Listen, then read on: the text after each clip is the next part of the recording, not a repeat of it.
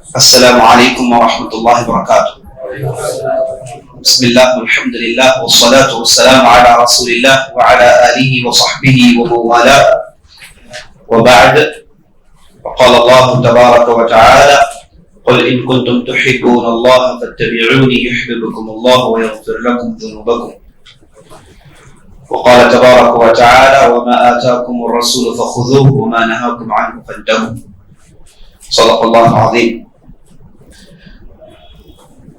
عزیز دوستوں، پیارے ساتھیوں، ماؤں بہنوں اور خواتین اسلام، سب سے پہلے اللہ رب العزت کی بارگاہ میں دعا کرتا ہوں کہ اللہ تعالیٰ جس طرح ہمیں اس مبارک مجلس میں جمع کیا ہے، اسی طرح ہمیں جنت الفردوس میں جمع کریں، آمین یا رب العالمین۔ علم سیکھنا اور سکھانا فرض عبادتوں کے بعد سب سے بڑی عبادت قرار پائی ہے اللہ کی کتاب اور نبی صلی اللہ علیہ وسلم کی سنت میں۔ تو ہم جس مجلس میں بیٹھے ہیں یہ ایسی مجلس ہے جو خالص علمی مجلس کہلاتی ہے۔ اس میں ایسی باتیں ہم پیش کرتے ہیں جن کا تعلق سمجھنے اور باریک بینی سے اس کا تعلق ہوتا ہے۔ تو اللہ کے فضل و کرم سے ہم نے یہ مجلس کے آغاز میں 40 نووی کی شرح کا آغاز کیا تھا۔ اب تک ہم لوگوں نے 4 حدیثوں کی تشریح ہم نے سن لی۔ آج ہم حدیث نمبر 5 کی تشریح کا آغاز کرتے ہیں۔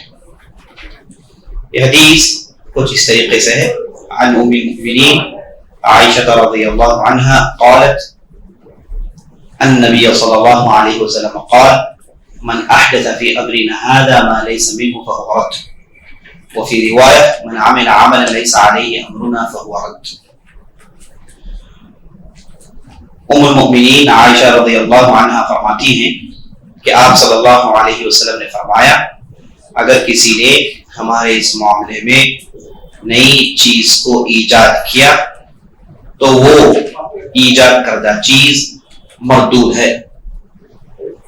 دوسری روایت میں آیا ہے ومن عمل عملا ليس عليه امرنا فهو رد، اگر کسی نے ایسا عمل کیا جو ہمارا بتایا ہوا نہیں ہے، ہماری شریعت سے اس کا کوئی تعلق نہیں ہے، وہ عمل بھی مردود ہے۔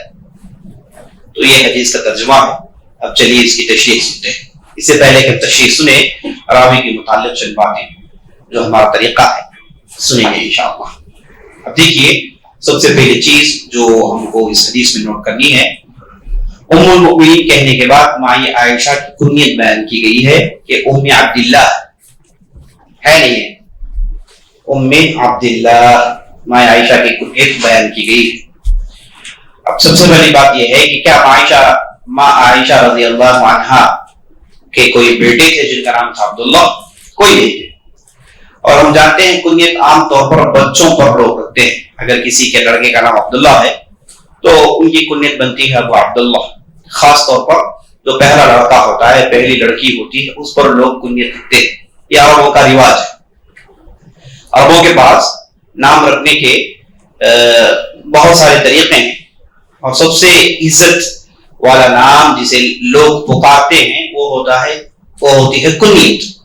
کنیت سے لوگ پکارتے ہیں۔ ہم جیسا کہ ہمارے اس معاشرے میں اگر کسی کو ہم بلانا چاہے تو ہم نا کہتے ہیں بھائی ساتھ جوڑ لیتے ہیں، عمر والے آدمی ہیں، بھائی ساتھ جوڑ لیتے ہیں تاکہ ایک عزت انہیں دی جائے۔ لیکن عربوں کے پاس یہ طریقہ نہیں ہے، اور کسی کو بھی وہی صیغہ ہے، انتا انتا، نبی صلی اللہ علیہ وسلم کے لیے بھی انتا ہے، دوسروں کے لیے بھی انتا ہے، لیکن ان کے پاس عزت پیش کرنے کا طریقہ یہ کنیت ہے۔ کنیت سے آپ کسی کو پکاریں گے تو مانا کہ آپ اسے عزت دے رہے ہیں، اسے ریسپیکٹ کر رہے ہیں، اسے آنر کر رہے ہیں۔ اگر آپ نے کنیت نہیں استعمال کی، کسی کے نام کو آپ نے ایسے ہی بلا لیا تو عزت کے خلاف سمجھتے ہیں۔ اگر سمجھیے کہ صاحب جن کی عمر 60 سال کی ہے، 70 سال کی ہے، ان کا نام عبداللہ، اگر کسی نے یا عبداللہ کہا تو انہیں غصہ آ جائے، بڑی عمر کے تو ان کی کنیت سے بلاتے ہیں، ابو خالد، ابو ماجد، تو ابو ساتھ جوڑ کر بلاتے ہیں، یہ عزت کی علامت ہے۔ تو بڑوں کو کنیت کے ساتھ بلانا ہی بہتر طریقہ ہے، اور یہ سنت سے بھی ثابت ہے کہ آپ صلی اللہ علیہ وسلم کے زمانے میں لوگ کنیت سے لوگوں کو پکارا کرتے تھے، اور یہ سب سے عزت دینے کا طریقہ ہے۔ تو عام طور پر یہ جو کنیت رکھی جاتی ہے، پہلا جو لڑکا ہے، پہلی لڑکی ہے، اس پر یہ کنیت رکھی جاتی ہے۔ لیکن اب یہاں پر دیکھیں، ماں عائشہ کی کنیت ام عبداللہ ہے، جبکہ ان کے یہاں کوئی لڑکا ہوا ہی نہیں. ماں عائشہ آپ صلی اللہ علیہ وسلم کی سب سے چہیتی بیوی, آپ صلی اللہ علیہ وسلم سے ان کی شادی ہوئی, ان کے یہاں کوئی بچہ پیدا نہیں, لیکن کیسے انہوں نے کنیت رکھی؟ تو اس سے یہ بات معلوم ہوئی کہ بچہ ہو یا نہ ہو, اگر بچہ ہوگا تو یہ نام رکھیں گے, پہلے سے ہی سوچ لیتے. بہت سارے ہمارے بھی ساتھی تھے جو ہمارے ساتھ پڑھتے تھے, ان کی عمر کم تھی لیکن کنیت ان کی ایک مشہور ہو جاتی تھی, حالانکہ ان کی ابھی شادی بھی نہیں. تو یہ عرب کا طریقہ ہے, تو کنیت وہ اپنے لیے اختیار کر لیتے ہیں. تو ماں عائشہ نے اپنے لیے کنیت اختیار کیا تھا ام عبداللہ. ام عبداللہ, عبداللہ کیوں چنا؟ اس لیے چنا کہ ماں عائشہ کے بہن تھی جن کا نام تھا اسما, ان کے لڑکے تھے جن کا نام تھا عبداللہ. یہ عبداللہ بن زبیر تاریخ میں کہلوائے, یہ ماں عائشہ کے بھانجے تھے, اور ان کی والدہ اسما بنت ابو بکر تھی. تو یہ جو عبداللہ بن زبیر تھے, یہ ماں عائشہ کے سب سے چہیتے آدمی تھے. ماں عائشہ کی دیکھ بھال کرنے والے, ان کے لیے سب کچھ لانے دینے والے یہی عبداللہ تھے. بچپن سے لے کر ماں عائشہ کی خدمت میں لگے ہوئے تھے, اور اس کے بعد جب بڑے ہوئے تو آخر دم تک ماں عائشہ کے ساتھ رہے.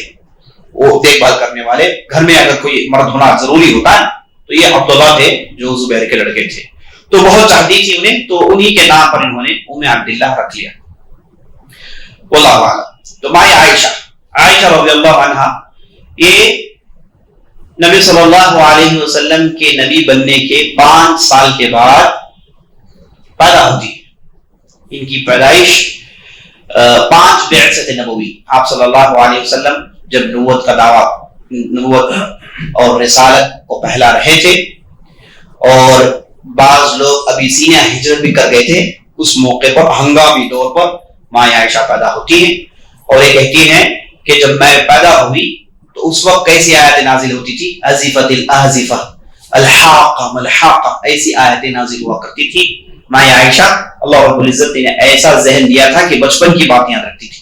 کہا جاتا ہے کہ ان کا خاص یعنی 1 سال کی باتیں یاد رکھا کرتی تھی. جب وہ 1 سال کی تھی اس وقت انہوں نے جو باتیں سنی وہ باتیں انہیں یاد ہوا کرتی تھی. وہ ذکر کیا کرتی تھی اپنی مجلسوں میں کہ جب میں چھوٹی تھی, شیرخوار بچی تھی, ایسے ایسے چیزیں ہوا کرتے تھے.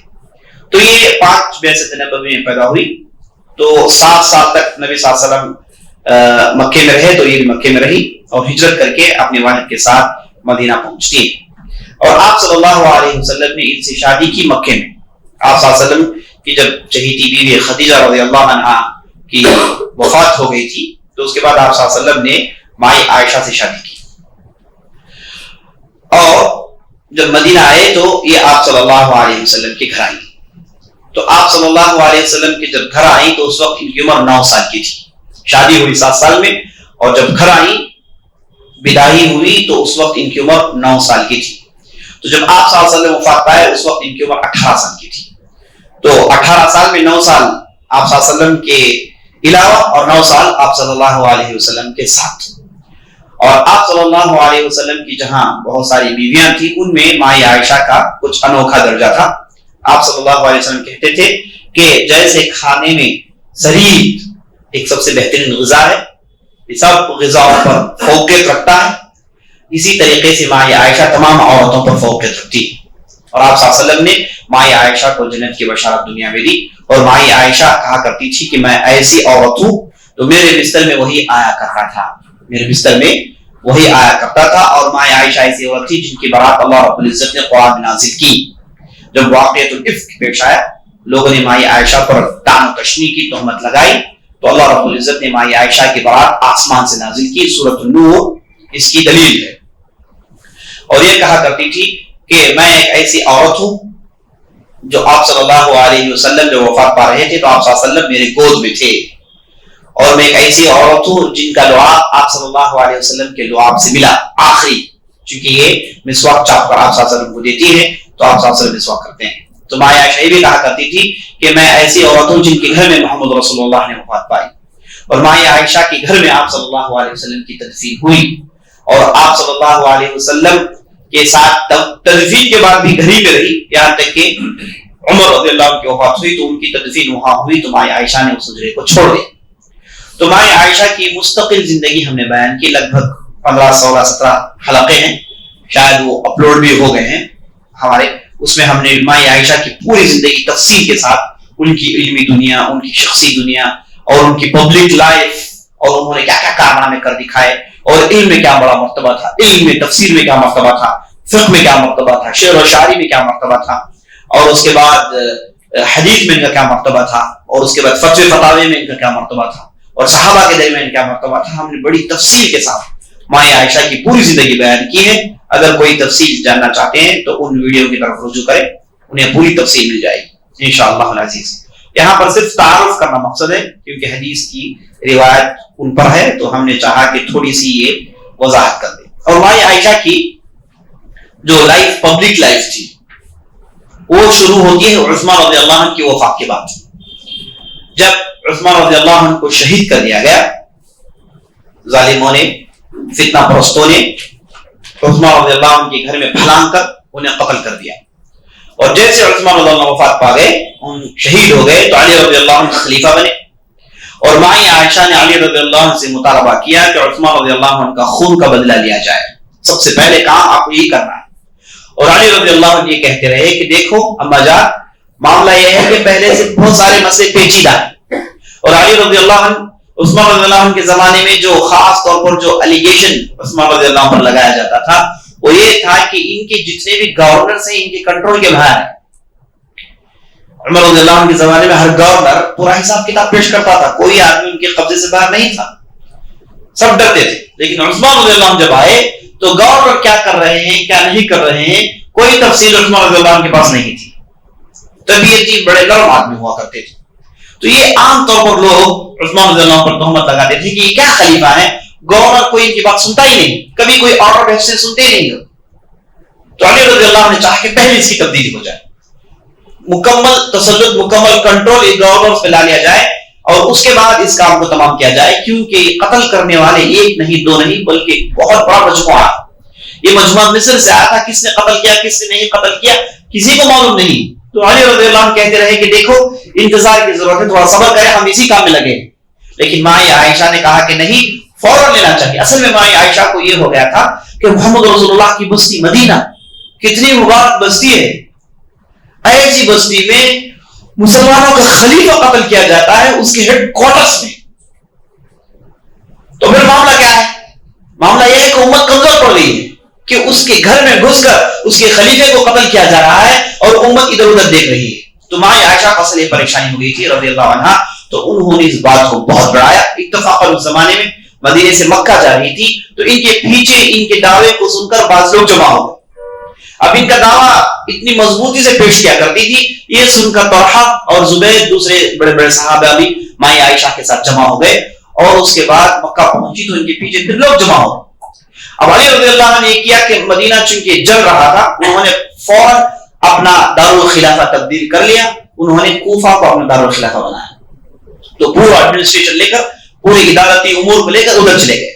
تو مائیں عائشہ مکہ سے کوفہ نکلنے لگی تاکہ علی رضی اللہ عنہ سے براہ راست بات چیت ہو جائے, انہیں بتا دیا جائے کہ فوراً خود کا بدلہ لیا جائے.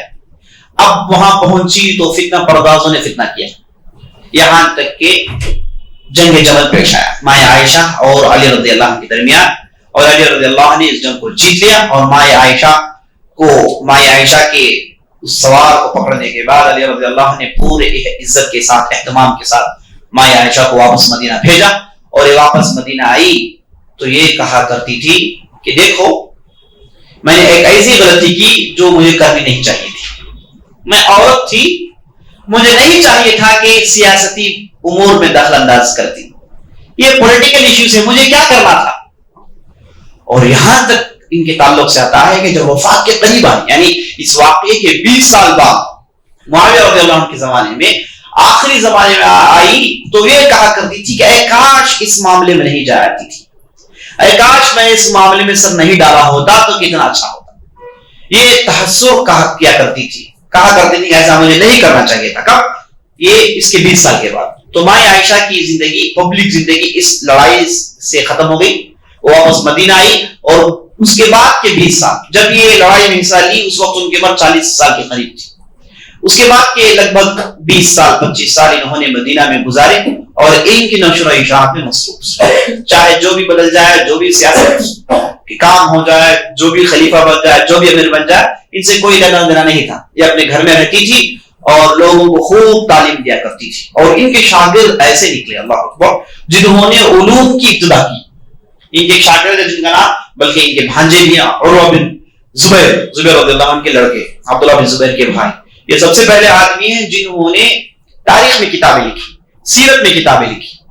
سب سے پہلا آدمی سیرت کو جمع کرنے والے، تاریخ کو جمع کرنے والے، مغازی و سیر کے امام مانے جاتے ہیں. سب سے پہلے انہوں نے کام شروع کیا تھا. ان کا دیکھا دیکھی بعد کے لوگ آئے جنہوں نے کام شروع کیا، اس کے بعد یہ کتابوں کی شکل میں آئی. سب سے پہلے شروع کرنے والے یہ تھے، یہ اور یہ کون تھے؟ مائی عائشہ کے شاگرد تھے. اور اس کے بعد حدیثوں کو جمع کرنے کا معاملہ جب آیا تو مائی عائشہ کی ایک شاگردہ تھی جن کا نام تھا عمارہ بنت عبد الرحمن. اور آپ نے سنا ابو الحازم جو مکے کے گورنر تھے جنہیں حکم ہوا تھا کہ حدیثوں کو جمع کیا جائے، امام زہری نے اس کام کو کیا. تو امام زہری نے عمارہ بنت عبد الرحمن سے بہت زیادہ استفادہ کیا، ان کی شاگردوں میں سے.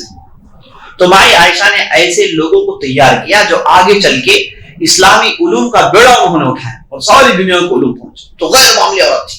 اور ان کے تعلق سے آتا ہے کہ صرف ایک شاعر جن کا نام تھا لبید بن عاصم، ان کے 12,000 اشعار کو یاد رکھا کرتی تھی. 12,000 لائنز، 12,000 شعر انہیں یاد تھی. صرف لبید بن عاصم ایک شاعر. اور شعر و شاعری میں اتنی مہارت کہ حسان بن ثابت اگر کوئی شعر سناتے کہتے کہ ٹھیک نہیں سنایا تم نے. حسان بن ثابت جو شاعر رسول ہیں، نبی صلی اللہ علیہ وسلم کے شاعر ہیں، جو سب سے عمدہ شعر و شاعری کہا کرتے تھے. اور آپ صلی اللہ علیہ وسلم کے منبر دیتے تھے، کہتے تھے کہ چلو بھائی اب کفار کا بدلہ سناؤ. اتنے بڑے شاعر حسان بن ثابت جب یہ شعر و شاعری سناتے تو کہتے کہ تمہارے عربی میں ابھی وہ پختگی نہیں آئی جو ہونی چاہیے. تو تصور کریں کہ عربی زبان میں کتنی زبردست ماہرہ ہوا کرتی تھی. اور تفسیر میں آپ لیجیے کتنی تفسیر، احادیث لے لیجیے، لگ بھگ 1000 سے زیادہ ان کی روایتیں ہیں. تو غیر معاملے ہوتی. عمر بن خطاب ہو گئے، ابو بکر رضی اللہ عنہ ہو گئے، اور اس کے بعد جتنے بھی صحابہ آئے، مسئلہ اگر کوئی پیچیدہ ہو جائے تو مائی عائشہ رضی اللہ عنہ کے پاس حضرت ان کے پاس آتے اور یہ فتوے سنایا کرتی تھی. بڑے بڑے صحابہ ان سے رجوع کرتے، عمر بن خطاب ان سے رجوع کرتے. تو علمی میدان میں بہت آگے، اور تاریخ میں آپ لے لیجیے ہر میدان میں. اور آپ صلی اللہ علیہ وسلم کی اتنی چہتی کہ آپ صلی اللہ علیہ وسلم نے انہی گھر میں وفات پائی. تو ان کے فضائل اتنے ہیں کہ آدمی گنتا رہے تو گنتا رہ جائے. تو ان کی وفات ہوئی 58 ہجری میں، 58 ہجری میں، جب ان کی عمر 66 تھی. اور یہ مدینے میں وفات پائی اور بقیع میں دفن کیا گیا. اور ان کی جنازے کی نماز پڑھنے والے ابو ہریرہ رضی اللہ عنہ. حساب لگا 58 میں ان کی وفات ہے، اور ان کی پیدائش 58 + 7 جوڑی کتنا ہو گیا؟ 66 ہاں 65 کے آس پاس ان کی وفات ہوئی. تو یہ ان کے تعلق سے، راویہ کے تعلق سے مختصر تعارف. ہم چلیے حدیث سنتے ہیں. حدیث کے تعلق سے ہم جانتے ہیں ابو داؤد رحمۃ اللہ علیہ نے، آپ نے پہلے بھی قول سنا کہ انہوں نے 5 لاکھ حدیثوں میں انہوں نے 4700 حدیثوں کو چنا اور اپنی کتاب میں شامل کیا. اور شامل کرنے کے بعد کہا کہ میں نے 4700 حدیثوں میں غور کیا تو مجھے یہ بات معلوم ہوئی کہ 4700 حدیثیں 4 حدیثوں پر کھڑی. ان میں انما الاعمال بالنیات جس کا ذکر ہم نے سن لیا. اور اس کے بعد کہا من احدث فی امرنا ھذا ما ليس منه فهو رد، الحلال بین والحرام بین، وہ حدیث کا ذکر کیا. اور اس کے بعد من حسن الاسلام المرء تركه ما لا یعنی، 4 حدیثوں کا ذکر کیا. کہا کہ پوری حدیثیں یہ 4 حدیثوں پر کھڑی ہوئی، ان کا انحصار یہ 4 حدیثوں میں. اس میں نمبر 2 اس حدیث کا ذکر کیا ہے جس کی تشریح ہم سننے والے ہیں. تو یہ بہت ہی عظیم حدیث ہے اور دین کے اصول میں سے ایک اہم اصول ہے. اسے سمجھنا اور اس کے مطابق عمل کرنا ضروری ہے. اسی لیے امام نووی نے اس حدیث کو یہاں پر جمع کیا. ہم دیکھتے ہیں کہ امام نووی نے عمل کے تعلق سے، نیت کے تعلق سے حدیث جمع کی اور اس کے بعد پوری شریعت کو پیش کر دیا. نیت کے بعد پوری شریعت کو پیش کر دیا، پورے دین کو پیش کر دیا. اور اس کے بعد اس میں ایک نقطہ جو رہ گیا تھا اسلام کی بنیاد پر، اس کے حدیث کو لائے. اور اس کے بعد تقدیر کے لیے ایک مستقل حدیث لائی. اور پہلے کی 4 حدیثوں میں امام نووی رحمۃ اللہ علیہ نے اسلام اور ایمان کی بات کو مکمل کر ڈالا، اخلاص کی بات کو مکمل کر ڈالا. اب یہاں سے عملوں میں جو کوتاہی پیدا ہوتی ہے اس کا سلسلہ شروع کرتے ہیں. تو سب سے پہلے حدیث نمبر 5 کو لاتے ہیں جس میں بدعت کا ذکر ہے. تو عزیز دوستو اس حدیث کا ترجمہ ہم دوبارہ سنیں گے چونکہ اسے سمجھنا بہت ضروری ہے. من احدث فی امرنا ھذا ما ليس منه فهو رد. اگر کسی نے ہمارے اس کا لفظی ترجمہ سن لیجیے، من احدث، احدث کہتے ہیں ایجاد کرنے کو، نئی چیز پیش کرنے کو. اسی سے لفظ حدیث آیا. حدیث کہتے ہیں نئی بات، حدیث نئی بات. اور جدید کو بھی حدیث کہتے ہیں، نئی چیز کو بھی حدیث کہتے ہیں عربی زبان میں. تو من احدث، اگر کسی نے نئی چیز کو ایجاد کیا، فی امرنا ھذا، ہمارے اس معاملے میں، ہمارے اس معاملے میں، ہمارے اس معاملے میں، امرنا ہمارے اس معاملے میں، ھذا ما لیس منہ، جو اس کا حصہ نہیں ہے. اگر کسی نے ہمارے اس معاملے میں ایک ایسی چیز کو ایجاد کیا جو اس میں سے نہیں ہے، تو وہ چیز مردود ہے، ریجیکٹڈ. یعنی ہمارے معاملے سے مراد کیا ہے؟ ہماری شریعت، ہمارا دین. ہمارے اس دین میں ایسی چیز کو ایجاد کرنا جو شریعت کا حصہ نہیں ہے، جو شریعت کا حصہ نہیں ہے، تو وہ چیز مردود ہے. وہ چیز مردود ہے، قبول نہیں کی جائے گی. تو ہمارے اس دین میں اگر کسی نے نئی چیز کو ایجاد کیا جس کا تعلق ہماری شریعت سے نہیں ہے تو وہ چیز مردود ہے. اب یہاں پر دیکھیے، اگر کسی نے ایسی چیز کو ایجاد کیا جو ہماری شریعت میں سے ہے، اگر کسی نے ہماری اس دین میں ایسی چیز کو ایجاد کیا جو ہماری شریعت میں سے ہے تو وہ چیز مردود نہیں ہے. یہی تو معنی ہے اس کا. اگر کسی نے ہمارے اس دین میں ایسی چیز کو ایجاد کیا جو ہمارے دین کا حصہ نہیں ہے تو وہ چیز مردود ہے. اس کا معنی یہ ہوا اگر کسی نے ایسی چیز کو ایجاد کیا جو ہمارے شریعت کا حصہ ہے تو وہ چیز مقبول ہے. معنی یہ کہ شریعت میں ایسی چیز کو ایجاد کرنا اس کی گنجائش ہے جو شریعت میں اس کا تعلق ہے. تو اس بات کو اور وضاحت کرنے کے لیے امام نووی نے دوسری حدیث کو، اسی حدیث نمبر 5 میں 2 حدیثیں، دوسری حدیث کو لایا، من عمل عملا لیس علیہ امرنا فہو رد. اگر کوئی آدمی ایسا کام کرے جس پر ہماری شریعت نہیں ہے تو وہ عمل مردود ہے، وہ عمل مردود ہے. دونوں حدیثوں کو ہم جوڑ کر دیکھتے ہیں تو بعض باتیں معلوم ہوتی ہیں. پہلی بات یہ معلوم ہوتی ہے کہ اگر کسی نے ایسا عمل شروع کیا جس کا تعلق ہماری شریعت سے نہیں ہے تو وہ چیز مردود ہے. اگر کسی نے ایسا عمل کیا جس کا تعلق ہماری شریعت سے نہیں ہے وہ چیز مردود ہے.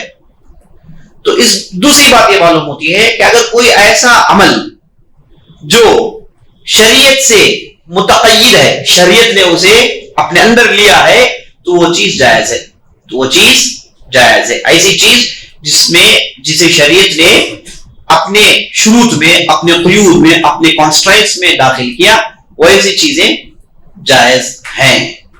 اچھا، تو بات یہ معلوم ہوئی کہ جب نبی صلی اللہ علیہ وسلم نے ہمارا دین کہا تو اس سے مراد عبادت، ہماری عبادت میں، عادات میں اگر کوئی آدمی نئی چیز کی ایجاد کرے تو ہم نے سن لیا، اس کی تفصیل پہلے دیکھ لی. تو ہماری عبادتوں میں نئی چیز کی ایجاد کرنا اس کا امکان نہیں ہے، ممکن نہیں ہے. اگر کسی نے کیا تو وہ چیز مردود ہے. یہ چیز ہم کو معلوم ہوئی. اب جو بات ہم کو غور کرنی ہے وہ یہ ہے کہ بعض ایسی چیزیں ہیں جسے آپ، اگرچہ کہ وہ شریعت کا حصہ ہے، اگر آپ نے اسے ایجاد کیا، اگر آپ نے اسے اس عبادت میں داخل کیا تو بھی وہ چیز مردود ہو جاتی ہے. مثال کے طور پر دیکھیے، ایک آدمی نبی صلی اللہ علیہ وسلم کے زمانے میں زنا کرتا ہے اور نبی صلی اللہ علیہ وسلم کو ملنے سے پہلے لوگوں نے اسے فتویٰ دیا کہ دیکھو بھائی، تم اپنے بچے کو بچانا ہے تو ایک کام کرو کہ تم 100 اونٹ، ایک دیا 100 اونٹ تم دے دو، تم بچ جاؤ گے، تمہیں ہے نا تمہارا حد جاری نہیں کیا جائے. تو یہ خبر نبی صلی اللہ علیہ وسلم پہنچی تو نبی صلی اللہ علیہ وسلم نے کہا کہ یہ تمہارے 100 اونٹ تم اپنے پاس رکھ لو، اصل میں تمہارے لڑکے کو کیا کرنا چاہیے؟ کوڑے مارنے چاہیے اور 1 سال تک اسے بستی سے باہر نکلنا چاہیے. تو یہاں پر شریعت کو بدلنے کے لیے، حالانکہ 100 کوڑے مارنا شریعت کا حصہ ہے بعض جگہ، لیکن آدمی نے اسے غلط جگہ فکس کرنے کی کوشش کی، تبھی نبی صلی اللہ علیہ وسلم نے رد کر دیا. تو اس سے بات معلوم ہوئی کہ بعض باتیں شریعت کی ہی ہیں لیکن آپ اپنی مرضی سے اس میں تصرف نہیں کر سکتے، آپ اپنی مرضی سے ادھر ادھر پچ نہیں کر سکتے، ہے نا. تو جیسے شریعت نے بتایا ویسے ہر چیز کو استعمال کریں. اگر شریعت نے کسی عبادت کے شروط میں داخل کیا تو وہ عبادت کی شروط ہیں. آپ ایک شروط نکال کے کسی دوسری جگہ بے وسعت نہیں کر سکتے. تو ہر عبادت اس کے شروط کے ساتھ ہے, ہر عبادت اس کی کنڈیشنز کے ساتھ ہے, اور ہر عبادت کو جیسے نبی صلی اللہ علیہ وسلم نے کیا, بتایا اور کرنے کا حکم دیا ویسے ہی کرنا چاہیے. آج بھی اس میں اپنے طور سے چینجز نہیں کر سکتا. تو ہر عبادت جیسے نبی صلی اللہ علیہ وسلم نے بتائی ویسے ہم کو کرنی چاہیے. اچھا, کیسے ممکن ہے کہ بھائی ہر عبادت جیسے نبی صلی اللہ علیہ وسلم نے بتائی ویسے کیسے کر سکتے ہیں؟ تو اس کے لیے آپ کو 6 باتیں سمجھنی ہیں. 6 کام ایسے ہیں جسے آپ ہر عمل کرنے سے پہلے اسے ملحوظ رکھیں گے تو انشاءاللہ آپ کا عمل نبی صلی اللہ علیہ وسلم کے بتائے ہوئے طریقے پر ہوگا. اب عام طور پر ہم دیکھتے ہیں کہ ہمارے معاشرے میں بعض حضرات ہیں وہ دین کے نام سے بہت ساری چیزوں کا ہے نا, بہت ساری چیزوں کو شروع کرتے ہیں, ایجاد کرتے ہیں.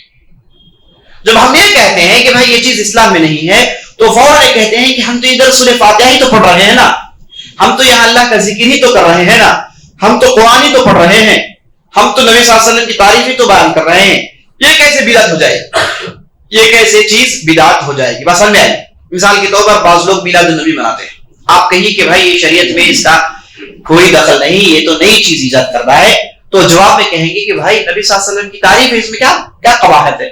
ہم نبی صلی اللہ علیہ وسلم کی جو ہے وہ یادداشت, پیدائش, یوم پیدائش ہم مناتے ہیں, تو اس میں کہاں سے قباحت آ گئی؟ کیا نبی صلی اللہ علیہ وسلم کی تعریف کرنا غلط ہے؟ سمجھا؟ وہ آپ کو سوال کیا کریں گے کہ نبی صلی اللہ علیہ وسلم کی تعریف کرنا, ان کی پیدائش منانے میں کہاں قباحت ہے؟ تو ہم جانتے ہیں جواب کیا ہے, لیکن جب ہم کسی بھی بدعت پر رد کرنا چاہتے ہیں تو رد علمی بنیاد پر ہو, یہ بہت اہم ہے. عام طور پر ہمارے لوگ جب رد کرنا چاہتے ہیں, بدعت پر رد کرنا چاہتے ہیں, یا پھر کسی کو غلط ثابت کرنا چاہتے ہیں, کسی عمل کو غلط ثابت کرنا چاہتے ہیں, تو ان کی باتیں ہوا پر ہوتی ہیں. لوگ ایسی ایسی باتیں کرتے ہیں, جھگڑالو انداز میں گفتگو کرتے ہیں, تو وہ بھی واپس اسی انداز میں اتر آتے ہیں. دیکھیے, کبھی بھی بدعت پر رد کرنا ہے تو علمی بنیاد پر کیجیے, بات علمی ہو, بنیاد کتاب و سنت پر, دلائل پر اس کا انحصار ہو, تب آپ رد کریں گے تو اس کی کچھ ویلیو ہوگی, ورنہ کوئی ویلیو نہیں. آپ جیسے کہیں گے ویسے وہی بتا دیں گے. اچھا, کب آپ علمی بنیاد پر جواب دے سکتے ہیں؟ جب آپ ان کے ذہن میں جو چل رہا ہے وہ سمجھیں. ہمارے پاس عام طور پر یہ ہوتا ہے کہ ہم جو سمجھے ہم چاہتے ہیں کہ وہی سمجھ لیں. ایسا تو نہیں ہوتا نا بھائی. ہم جو ہے ڈاکٹر جیسے ہیں, سامنے والے کس مرض میں مبتلا ہے وہ مرض کو ہم ڈیٹیکٹ کرنا ہے, اسے ڈائگنوسس کرنا ہے کہ بھئی یہ مرض ہے اس کے اندر, تو اس کے بعد آپ اسے علاج کریں گے تو صحیح لگے گا علاج. ورنہ آپ نے دیکھا کہ صاحب کو صرف کھانسی ہے, فلاں ہے, آپ نے دوائی لکھ کر دے دی جیسے عام طور پر ڈاکٹر کرتے ہیں, تو زندگی بھر رہتا رہے گا اور اس کے بعد ٹیمپرری علاج آپ کر سکتے ہیں. تو اسی لیے کسی بھی بدعت پر رد کرنے سے پہلے وہ بدعتی کے ذہن میں کیا چل رہا ہے, وہ اس مسئلے کو کیسے دیکھ رہا ہے, یہ سمجھنا بہت بہت ضروری ہے, جو ہم عام طور پر نہیں کرتے. تو پھر یہ لوگ جو کیا ہم یہ سمجھتے ہیں کہ یہ لوگ پورے اسلام کے دشمن ہیں؟ ہمیں سے کوئی نہیں کہے, کیونکہ یہ جو بدعتیں کرتے ہیں جو ہم انہیں بچپن سے دیکھتے ہیں, ہے نا, یہ ہمارے معاشرے کے نمازی بھی ہیں, بس اللہ سے ڈرنے والے بھی ہیں, لیکن بدعت اور ملوث ہے, یہ اس سبجیکٹ کو لینے کے لیے تیار نہیں. اب جب بھی کہیں گے آپ کی گفتگو نہیں لیں گے, وہ اپنی ہی بات چلاتے رہیں گے, اس میں کیا غلطی ہے, اس میں کیا غلطی ہے, یہ تو قرآن ہے, یہ تو حدیث ہے, یہ نبی صلی اللہ علیہ وسلم کی تعریف, اس میں کیا غلطی ہے, کیا غلطی ہے, یہی رکھتے رہیں گے. آپ کی بات کو سننا نہیں چاہتے, یا پھر آپ کی بات کو لینا نہیں چاہیے, یا پھر آپ کی بات انہیں سمجھ میں نہیں آ رہی. تو اس وجہ سے کسی بھی بدعت پر رد کرنے سے پہلے ان کے ذہن میں کیا ہو رہا ہے یہ جاننا بہت بہت ضروری ہے. تو ان کے پاس مرض کیا ہے؟ اب جب بھی کہیں گے بھائی تو قرآن سے, ہم نے تو شریعت کے خلاف تو نہیں کہا نا, وہ تو شریعت کا حصہ ہے. جب آپ دیکھیں گے بھائی فاتحہ یہ خانی منا رہے ہیں, تو آپ کہیں بھائی فاتحہ تو پڑھ رہے ہیں, سورہ فاتحہ, اس میں کیا قباحت ہے, کیا مرض ہے, ان کے ذہن میں کیا چل رہا ہے. تو اچھی طریقے سے یاد رکھ لیجئے, ان کے پاس قاعدہ یہ ہے, ان کے علماء کے پاس قاعدہ یہ ہے کہ جیسے آداب کے لیے دروازہ کھلا ہے ویسے عبادت کے لیے بھی دروازے کھلے ہیں, لیکن دیکھیے کنڈیشن لگا دیں. کنڈیشن کیا ہے کہ وہ شریعت کے عام فریم کے اندر آ جائے, شریعت نے جو فریم بنایا ہے وہ فریم کے اندر آ جائے. یعنی سورہ فاتحہ ہی پڑھیں گے لیکن اپنے مرضی سے پڑھیں گے, جیسے چاہے کریں گے. اب یہاں پر یہ کوئی دوسری چیز تو نہیں پڑھتے, قرآن کا تو حصہ پڑھ رہے ہیں نا, تو کہتے ہیں کہ تو قرآن تو ہے, قرآن پڑھنا حرام ہے, نہیں حرام. تو ان کے پاس یہ ہے کہ آدمی جب چاہے جیسے چاہے عبادت شروع کر سکتا ہے, اس میں کوئی غلطی نہیں. جب تک کہ وہ عبادت وہ عمل اس کا تعلق شریعت سے ہے. بات سمجھ آئی نہیں آئی؟ اب ہم یہ کہتے ہیں کہ دیکھو بھائی عبادات آپ شروع نہیں کر سکتے, عبادات آپ ویسے ہی کریں گے جیسے نبی صلی اللہ علیہ وسلم نے کرنے کا حکم دیا. آپ کو ویسے ہی کرنا ہے, ٹھس سے بس ہونا نہیں ہے, ادھر ادھر ہونا نہیں, جیسے کرنا ہے ویسے ہی کرنا ہے بس. آپ یہ کہتے ہیں کہ نہیں, جب تک عبادت ہے ہم جہاں جیسے چاہے کر سکتے ہیں. اب ان کے پاس بھی دلائل ہے, ان کے پاس بھی دلائل ہے. پہلی دلیل جو عام طور پر پیش کرتے ہیں کیا ہے کہ عمر بن خطاب نے تراویح کا آغاز کیا اور کہا نعمت البدعۃ هذه, کتنی بہتر بدعت ہے یہ. کہتے ہیں کہ دیکھو عمر بن خطاب نے ایک عمل کو شروع کیا. عام طور پر ان کی دو قسم کی دلیل, ایک دلیل ان کی یہ ہوتی ہے کہ صحابہ نے نبی صلی اللہ علیہ وسلم کے زمانے میں بعض کام کیے جہالت کی بنیاد پر یا پھر اپنے سمجھ کے حساب سے, کہیں کہ دیکھو انہوں نے کیا جبکہ شریعت کا حصہ نہیں تھا. مثال کے طور پر ایک صحابی کے تعلق سے نبی صلی اللہ علیہ وسلم کے پاس بات آئی کہ یہ ہر نماز میں سورہ اخلاص پڑھتے ہیں, ہر نماز میں سورہ اخلاص پڑھتے ہیں, سورہ اخلاص پر ختم کرتے ہیں, ہر رکعت اسی پر ختم کرتے ہیں. اب یہ نبی صلی اللہ علیہ وسلم نے سکھایا نہیں, انہوں نے سوچا اور کر لیا. تو ان کی دلیل یہ ہے کہ دیکھو انہوں نے سوچا اور کیا, اور اس کے بعد نبی صلی اللہ علیہ وسلم کے پاس بات آئی تو نبی صلی اللہ علیہ وسلم نے کہا کہ ٹھیک ہے تم جو کر رہے ہو صحیح ہے. تو انہوں نے شروع کیا اور نبی صلی اللہ علیہ وسلم نے اس پر ٹھپا لگایا.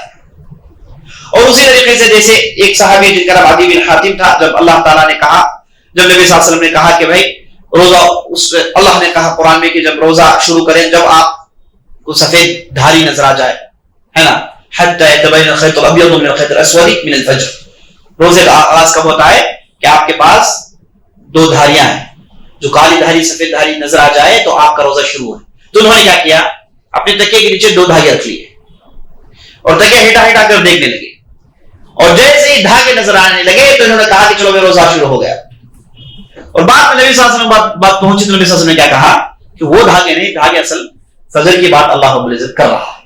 تو ایسے ہم دیکھتے ہیں کہ بعض صحابہ نے نبی صلی اللہ علیہ وسلم کے زمانے میں انہوں نے اپنی مرضی سے اپنے سوچ کے مطابق بعض کام کیے. تو یہ کہتے ہیں کہ دیکھو مانا یہ کہ ہم بھی کر سکتے ہیں. یہ قسم کی ان کی دلیل. دوسری دلیل عام طور پر ان کی ہوگی کہ صحابہ نے جو اپنے طور سے, جو متفرد صحابہ نے, صحابہ سنگل اپنے طور سے کسی ایک فرد نے کسی بھی ایک رائے کو صحیح سمجھا, اس پر عمل کیا, تو کہیں گے دیکھو فلاں صحابی کی یہ رائے تھی, فلاں صحابی کی یہ رائے تھی, فلاں صحابی نے اسے کیا, فلاں صحابی نے اسے کیا. ان کے پاس معاملہ ہے کہ کسی بھی ایک صحابی نے کیا وہ شریعت کا حصہ بن جائے گا. بس سمجھ میں آئی. اب ہمارے پاس اصول یہ ہے کہ ایک صحابی کا عمل دلیل نہیں بن سکتا, خاص طور پر اگر کسی کی مخالفت کر رہے ہیں. پورے جمہور صحابہ ایک طرف ہیں اور ایک صحابی مخالفت کر رہے ہیں اور اپنے طور سے ایک عمل کر رہے ہیں, تو ہمارے پاس قاعدہ کیا ہے کہ جمہور کی بات چلے گی, ایک صحابی سے غلطی ہو سکتی ہے, انسان ہے. ان کے پاس اصول کیا ہے, کسی بھی صحابی نے عمل کیا آپ لے لو, بعد معاملہ ختم. یہ دو چیزیں ان کے پاس دلیل ہے. پہلی چیز کیا ہے, نبی صلی اللہ علیہ وسلم کے زمانے میں بعض صحابہ نے عمل کیا, اپنے طور سے اپنی سوچ کے مطابق عبادت کی. اگر عبادت کرنا اپنے طور سے حرام ہوتا تو صحابہ نے کیوں کیا؟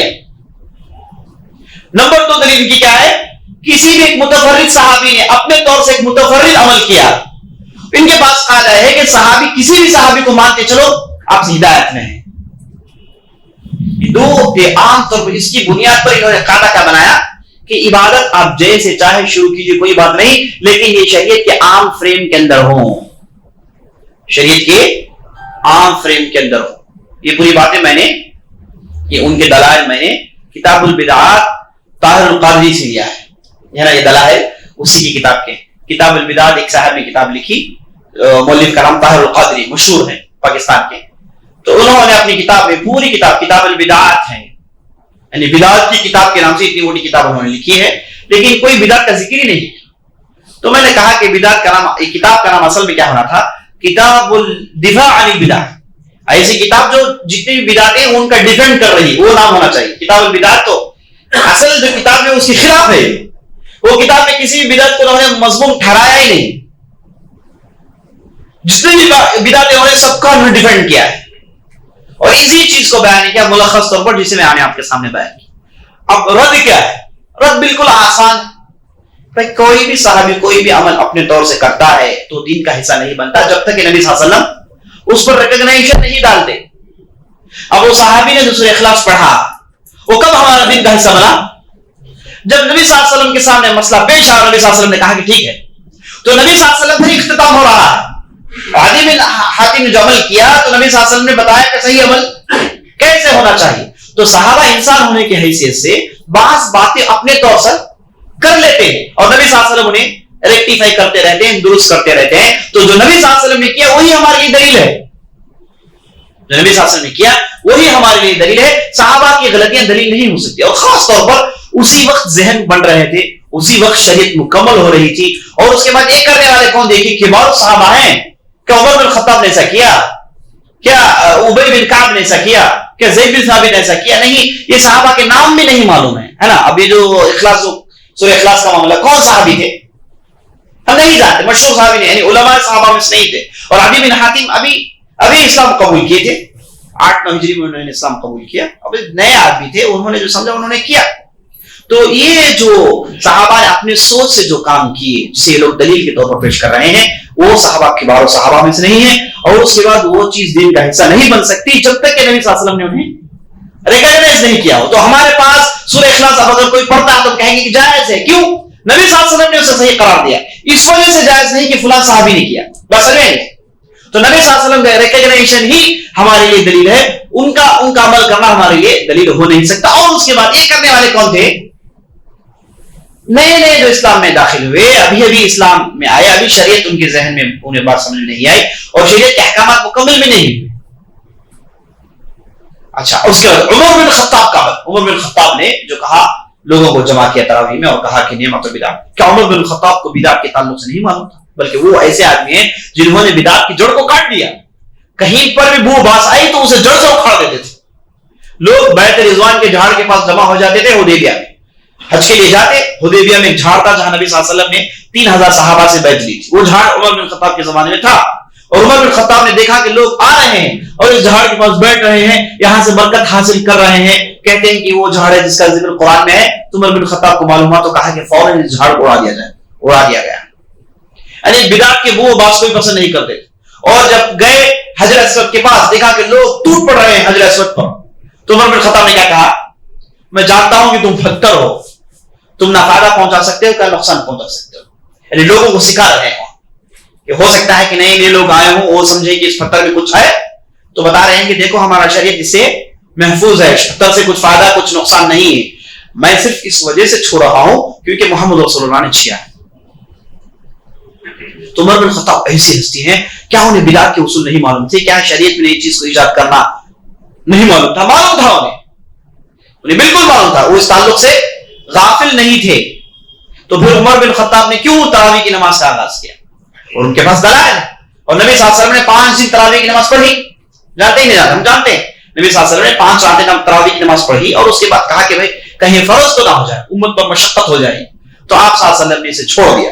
تو ایک اصل عمل ہے پہلے سے نبی صلی اللہ علیہ وسلم کا.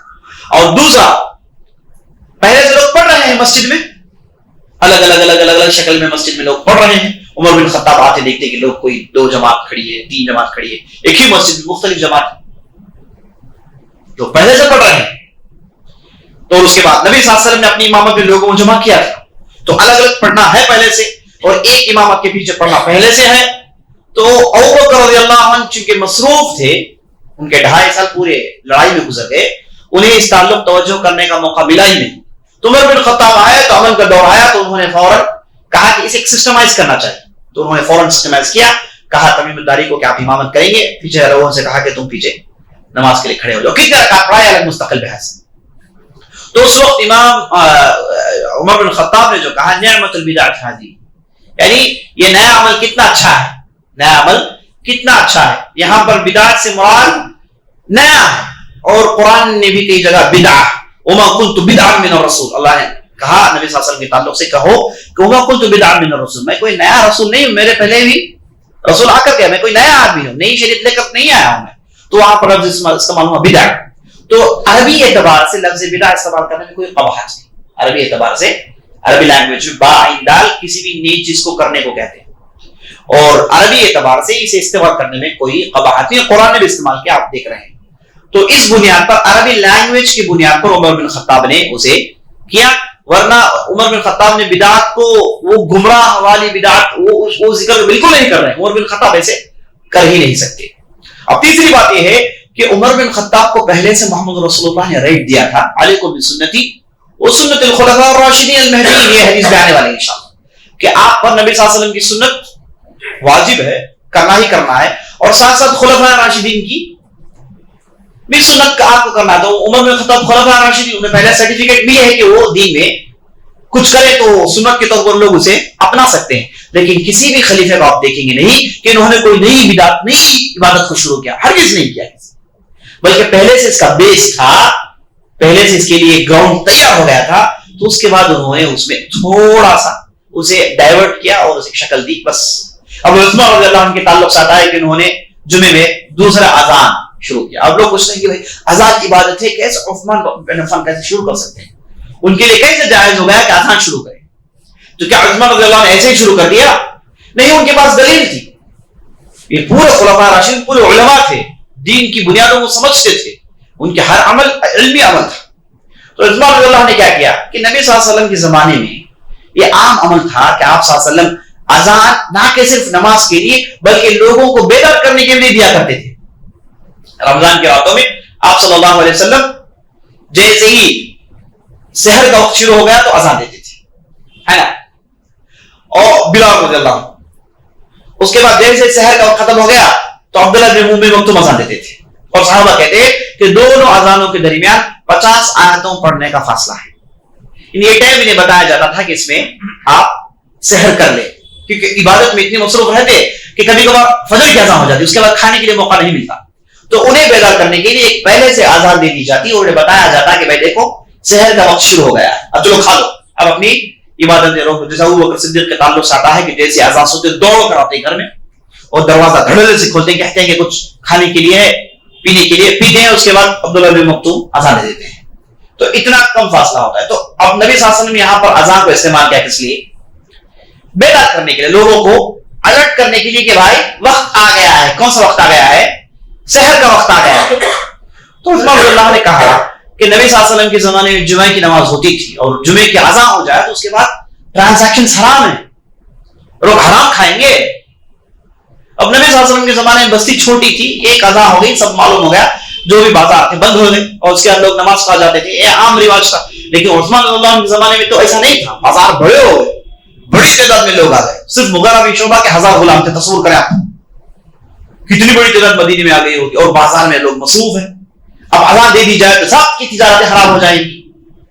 تو عثمان رضی اللہ عنہ نے کہا کہ پہلے سے اذان کو بیدار کرنے کے لیے استعمال کرنا جائز ہے، تو ہم بھی انہیں الرٹ کرنے کے لیے اذان دیں گے. پہلا اذان ہوگا تو انہیں معلوم ہو جائے گا کہ بھائی جمعے کا وقت آ گیا ہے، اب چلو دکانیں بند کرو، نماز کے لیے تیاری کر لو. اس کے بعد دوسری اذان ہوگی تو امام منبر میں چڑھ جائے گا. تو انہوں نے اذان کا آغاز کیا تو اپنے مرضی سے نہیں کیا، پہلے سے ان کے لیے بیس ہے، دلیل ہے، اس کی بنیاد پر انہوں نے عمل کیا. اور اس کے بعد نبی صلی اللہ علیہ وسلم نے اجازت دی، دوسروں کو اجازت نہیں. کوئی دوسرے سے عمر بن عاص نے کبھی ایسا نہیں کیا، یا پھر دوسرے ابو ہریرہ ایسا نہیں کیا رضی اللہ عنہ مجمعین. یہ کیا لوگوں نے جانتے ہیں، انہیں معلوم ہے کہ وہ کیا کر رہے ہیں.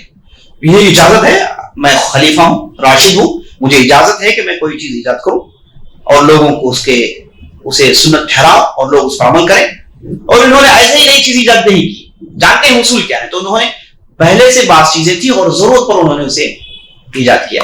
تو عزیز دوستو، عمر بن خطاب ہو گئے، عثمان رضی اللہ عنہ ہو گئے، انہوں نے بدعتیں نہیں کی، بنیادیں ان کے پاس پہلے سے تھی، اسے انہوں نے تھوڑا ڈائیورٹ کیا اور تھوڑا ٹرم کیا اور اس کے بعد لوگوں کے لیے آسانی پیدا کی. اور اس کے بعد انہیں سرٹیفکیٹ پہلے سے ملی ہے کہ آپ کی سنت لوگوں پر واجب ہے. تو یہ ان کے جو دلیل ہے کہ بھائی فلانی کیا فلانی کیا فلانی کیا، اس وقت تک قبول نہیں جب تک کہ نبی صلی اللہ علیہ وسلم نے ریکگنائز نہیں کیا. اچھا، اس کے بعد کسی بھی صحابی کو مان لے تو آپ سیدھے جنت چلے جائیں گے، ہدایت کے راستے میں آ جائیں گے، وہ حدیث ضعیف ہے. اصحاب کالنجوم، میرے اصحاب تارے جیسے ہیں، کسی بھی آپ تارے کو لے لیجیے، پیچھے چلیے، راستہ آپ کو مل جائے گا. یہ حدیث ضعیف ہے، اسے اعتبار میں اہل علم نے نہیں لیا ہے. اور صحابہ مختلف تھے، صحابہ میں علماء تھے، صحابہ میں وہ بھی افراد ہیں جنہوں نے نبی صلی اللہ علیہ وسلم ایک مرتبہ دیکھا، صحابہ میں وہ بھی ہیں جو بدو قسم کے ہیں, جو جنگلوں میں رہتے ہیں, ولیجز میں رہتے ہیں, ایسے بھی ہے نا. تو صحابہ میں فرق ہے. تو اسی لیے جو جمہور صحابہ کا فتویٰ ہے اسی پر عمل کیا جائے گا. اگر کسی صحابی نے فرق کیا, خلاف کیا, تو وہ ہماری شریعت کا حصہ نہیں ہوتا. اسی لیے ہم دیکھتے ہیں کہ صحابہ نے اپنے طور سے بہت سارے عمل کیے. جیسے قدامہ بن مظعون ایک صحابی تھے, وہ نشرات کیا کرتے تھے, قرآن کی آیت پڑھتے تھے, اپنے طور سے تعویل کیا کرتے تھے. بعد میں لوگوں نے ڈرایا دھمکایا تو انہوں نے چھوڑ دیا. ٹھیک ہے. تو ہم طلحہ بن عبید اللہ کو دیکھتے ہیں کہ عشرۃ المبشرین سے بڑے صحابی ہیں, لیکن ان کے پاس اگر وہ آدمی روزے میں ہے تو پانی پیے گا تو روزہ ٹوٹ جائے گا, کھائے گا تو روزہ ٹوٹ جائے گا. کہتے ہیں کہ آئس کھا سکتے ہیں, برف, کیونکہ وہ پانی بھی نہیں کھانا بھی نہیں, دونوں کا بیچ کا ہے کھا سکتے ہیں. ان کا مستقل فتویٰ. عمران بن حسین کے تعلق سے مختلف, وہ اپنے طور سے کچھ کہا کرتے تھے. تو صحابہ جب اپنے طور سے کچھ عمل کرتے ہیں ان شریعت کا حصہ نہیں بن سکتا. وہ بشری تقاضا ہے, ان کی سمجھ ہے, وہ جا کے اللہ کے پاس اس کا جواب دے. ہماری شریعت کا حصہ نہیں بن سکتا. ہماری شریعت کا صرف وہ حصہ بنے گا جسے صحابہ نے متفق علیہ مانا ہے. صحابہ نے متفق علیہ مانا ہے. تو یہ دونوں ان کی دلیلیں بے بنیاد ہیں.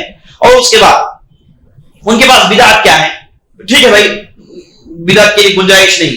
ہم جب کہتے ہیں تو ہم جب انہیں پوچھتے ہیں کہ آخر کار بدعت تمہارے پاس کون سی چیز ہے؟ اگر پوری بدعت کو آپ نے سنت ٹھہرا دیا, جتنے اگر اس بنیاد کو آپ لے لیں گے, جتنے بھی بدعتیں ہو رہی ہیں سب ان کے پاس کیا ہے؟ اعمال صالحہ. سب آپ میلاد النبی لے لیجئے, آپ درگاہوں پر چائے چڑھانا لے لیجئے, آپ فلاں عمل لے لیجئے, فلاں عمل لے لیجئے, سب ان کے پاس کیا ہے؟ نیک عمل ہے. کیوں بھائی؟ اس میں سورہ یاسین پڑھی جاتی ہے, اس میں سورہ فاتحہ پڑھا جاتا ہے, اس میں اللہ کا ذکر کیا جاتا ہے, اس میں نبی صلی اللہ علیہ وسلم کی تعریف کی جاتی ہے. چونکہ یہ سب چیزیں جائز ہیں اس لیے وہ عمل بھی جائز ہے. ہم ان سے پوچھتے ہیں کہ آخر بدعت کیا ہے؟ آپ نے تو پوری بدعت کو اعمال صالحہ کر دیا, تو پھر بدعت کیا چیز ہے؟ کس کو بدعت کہتے ہیں؟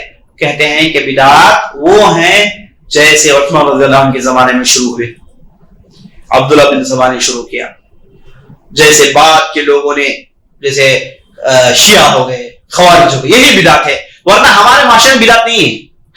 ہم سنیوں میں تعجب کی باتیں کہتے ہیں کہ بدعت ہے ہی نہیں. نعوذ باللہ من کلمات اللہ التامات شریف. تو عزیز دوستو, اصل میں بگاڑ کہاں سے پیدا ہوئی؟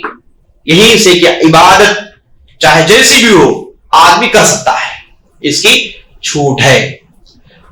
تو اب جب ہم نے ان کے دلائل سن لیے, اس کی بات ہم نے سن لی, اب چلیے کہ عبادت کیسے, عبادتوں کو ہم ان باتوں میں جو بھی آپ نے سنا ان کے درمیان عبادت کو کیسے کھرے اور کھوٹے کیے جائے, سالڈ عبادت کیسے کی جائے. تو اس میں 6 کنڈیشنز پورے ہونے. پہلا کنڈیشن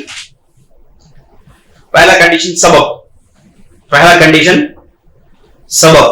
لکھ لیجئے سبب کا معنی ریزن. نبی صلی اللہ علیہ وسلم نے, اللہ نے قرآن میں, نبی صلی اللہ علیہ وسلم نے اپنے حدیث میں ہر عبادت کو سبب سے جوڑا ہے. ہم بھی اس سبب کو ملحوظ رکھیں گے, ہر ریزن ہے. نماز کا وقت آیا تو آپ نے نماز پڑھا, نماز کا وقت ہی نہیں ہے آپ نے پڑھ لیا تو یہ بدعت بن جائے گی. ہر عمل کے لیے ریزن ہے. عید الاضحیٰ کی نماز کب پڑھیں گے؟ عید الاضحیٰ کی عید آئے, اب اگر کوئی پڑھ لے تو ریزن شریعت نے بتائے, ریزنز کو ملحوظ رکھیں. ہر عبادت اپنے ریزن سے جڑے ہوئے ہیں, اپنے سبب سے جڑے ہوئے ہیں. تو پہلا سبب, ہر عبادت جیسے نبی صلی اللہ علیہ وسلم نے جس سبب کے لیے کیا ہم بھی اس سبب کے لیے کریں گے. اب مثال کے طور پر اگر کسی نے, جیسے آپ نے سنا میلاد النبی بنایا, کیوں بھائی؟ نبی صلی اللہ علیہ وسلم کی پیدائش ہوئی. ریزن کیا ہے؟ نبی صلی اللہ علیہ وسلم کی پیدائش. کیا اس ریزن کو نبی صلی اللہ علیہ وسلم نے قبول کیا؟ اللہ نے قبول کیا. کیا یہ ریزن معتبر ہے؟ نہیں ہے. نبی صلی اللہ علیہ وسلم کی پیدائش نبی صلی اللہ علیہ وسلم کے زمانے میں کئی مرتبہ ہوئی, اور بعد میں صحابہ تابعین کے زمانے میں کئی مرتبہ یہ موقع آیا. کسی نے نہیں منایا, کسی نے اس ریزن کو مقبول نہیں ٹھہرایا, نہ قرآن حدیث میں اسے مقبول ٹھہرایا گیا ہے, ہم بھی اسے مقبول نہیں مانیں گے. تو پہلا کنڈیشن ریزن, سبب. نمبر 2 جنس, کیٹیگری.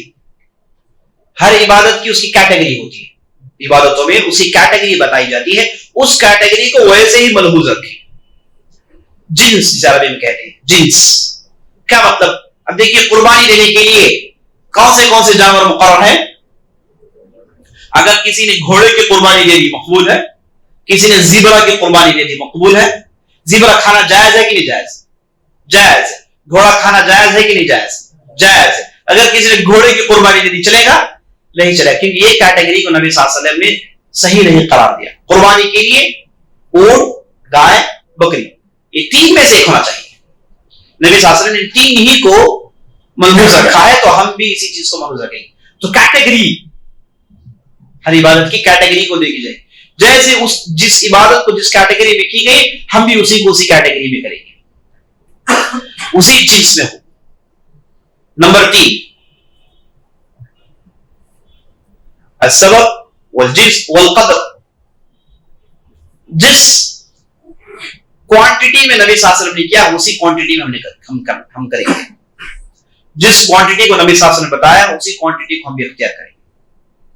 نبی صلی اللہ علیہ وسلم نے کہا کہ فجر کی 2 رکعتیں, ظہر کی 4 رکعتیں, مغرب کی 3 رکعتیں, تو ہم بھی اسی کو رکھیں گے, کسی کو زیادہ نہیں کریں گے. اور آپ صلی اللہ علیہ وسلم نے کیا کہا کہ وضو 3 سے زیادہ نہ ہو. اگر کوئی آدمی 4 کرے گا تو کوانٹٹی میں اضافہ کر رہا ہے, تو کوانٹٹی میں کمی بھی نہیں ہوگی, اضافت بھی نہیں ہوگی. جیسے نبی صلی اللہ علیہ وسلم نے بتایا چکر کعبے کتنے ہوں گے, 7 ہی ہوں گے, 8 6 نہیں ہوں گے, 7 ہی ہوں گے. اتنی ہی کیٹیگری, اتنی ہی جو ہے کوانٹٹی نبی صلی اللہ علیہ وسلم نے بتائی, اسی کوانٹٹی میں کریں گے. کوانٹٹی میں اضافہ ہونا جائز نہیں. نمبر 4, کیفیت. ہر عبادت کی کیفیت آپ صلی اللہ علیہ وسلم نے بیان کی, اور وہ عبادت اسی کیفیت سے ادا کرنی چاہیے. نماز کی کیفیت کیا ہے کہ آپ اللہ اکبر کہتے ہیں, وہاں سے آغاز کرتے ہیں, اور اس کے بعد آپ قیام کرتے ہیں, اور اس کے بعد پھر آپ رکوع کرتے ہیں, پھر اس کے بعد آپ سجدے میں جاتے ہیں. تو یہی کیفیت ہے. کیفیت کا معنی جیسے کرنا ہے ویسے کریں. Order, how it should be done, اسی کو کیفیت کہتے ہیں. ہاؤ, جس کا آنسر ہاؤ ہے, کہ عبادت کیسے کی جائے ویسے ہی کریں. اگر عبادت نبی صلی اللہ علیہ وسلم نے پہلے تکبیر سے شروع کیا, تسلیم سے شروع کیا, ویسے ہی کریں گے. کسی کے لیے جائز نہیں کہ پہلے وہ سجدے سے شروع کریں. مثال کے طور پر کسی نے سجدے سے شروع کر دیا, نماز اس کی صحیح ہے؟ صحیح نہیں, کیونکہ کیفیت میں پرابلم ہے. اگر کسی نے نبی صلی اللہ علیہ وسلم نے حج کے طریقے بتائے, اگر کسی نے شروع کیا عرفات سے, مثال کے طور پر اگر کسی نے شروع کیا بھیجے سے, جائز نہیں. ہر عبادت جس کیفیت سے نبی صلی اللہ علیہ وسلم نے بتائی اسی کیفیت سے کرنی چاہیے.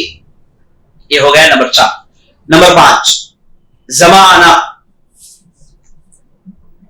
عبادتیں زمانے سے جڑی ہوئی ہیں, اور اسی زمانے میں ان عبادتوں کو کرنی چاہیے. زمانے سے جڑی. مثال کے طور پر کیا کوئی آدمی اب جا کے حج کر سکتا ہے؟ اب حج نہیں کر سکتا, کیونکہ حج کے لیے زمانہ کون سا ہے؟ ذی الحجہ کا. کیا کوئی آدمی رمضان کے روزے اب رجب میں رکھ سکتا ہے یا پھر شعبان میں رکھ سکتا ہے؟ نہیں رکھ سکتا, کیونکہ رمضان کے روزے رمضان میں رکھنے چاہیے. تو فجر کی نماز کا زمانہ فجر کا وقت ہے, ظہر کے لیے زوال کے بعد کا وقت ہے. تو زمانہ مقرر ہے عبادت کے لیے, اور وہ عبادت اسی زمانے میں کریں گے. زمانہ, مثال کے طور پر دیکھیے, زمانے کے تعلق سے عید الاضحیٰ ہے. اگر کسی نے قربانی نماز سے پہلے دے دی, وہ قربانی نہیں, وہ تو عام صدقے میں شمار ہو, کیونکہ زمانہ مقرر ہے. نماز کے بعد ہی ہونی چاہیے. یہ عبادت نماز کے بعد ہی ہونی چاہیے. نماز سے پہلے اگر ہو جائے وہ عبادت مقبول نہیں. تو زمانہ, یہ ہو گیا نمبر 5. نمبر 6, جگہ. نماز عبادتوں کے لیے جگہ, بعض عبادتوں کے لیے جگہیں مقرر ہیں, ان عبادتوں کو وہیں کرنی چاہیے. اعتکاف کے لیے جگہ کون سی ہے؟ آدمی گھر میں کر سکتا ہے, کالج میں, اسکول میں, مدرسے میں نہیں کر سکتا. اعتکاف کے لیے کون سی جگہ ہے؟ مسجد ہونی چاہیے. مسجد سے جوڑ دیا نبی صلی اللہ علیہ وسلم نے, اس عبادت کو آپ وہیں کر سکتے ہیں. طواف آپ کہاں کر سکتے ہیں؟ یہ مسجد الحرام سے, اس جگہ سے تعلق ہے, کعبے سے اس کا تعلق ہے. کعبہ ہوگا تو ہی طواف ہوگا, قبروں کی طواف نہیں ہو سکتی. کیوں؟ کیونکہ طواف صرف وہیں جائز ہے, کہیں اور جائز نہیں. تو بعض عبادتوں کے لیے جگہیں مقرر ہیں, ان عبادتوں کو انہی جگہوں میں کی جائے. تو یہ 6 چیزیں ملحوظ رکھنی چاہیے. اگر اسے ہم نے سمجھ لیا تو ہر بدعت کو سمجھ سکتے ہیں. پہلی چیز سبب, اس کے بعد جنس, اس کے بعد قدر, اس کے بعد کیفیت, اس کے بعد زمانہ, اس کے بعد جگہ.